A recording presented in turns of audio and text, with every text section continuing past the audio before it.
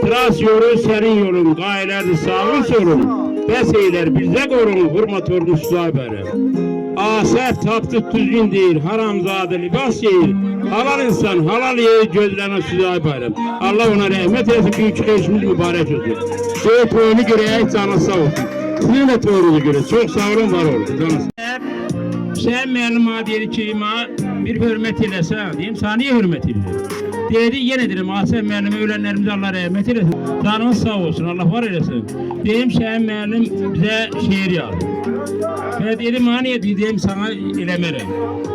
Deyir, gələm dəftər göstüm elə, tərif yazdım gülə gülə. Bir sürətli düşdü yola yaraşandı bayram.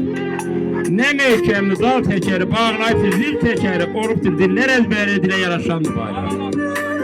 Açsın, daşsın, var olsun, quzaq, pul olsun, pula yaraşandı bayram. Yaşa səni bayram elə, 100 demişəm, az deyirəm. Ay, Şəmiyə də hörmət elə.